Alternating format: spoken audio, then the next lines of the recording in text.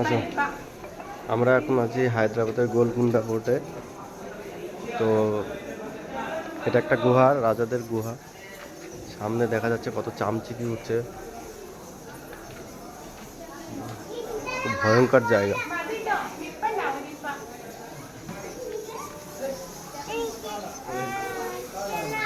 বাবু, বাবু, ওই দেখ কি ভয়ঙ্কর জায়গা, দেখ চামচিকি উঠছে, দেখেছিস? হ্যাঁ, দেখ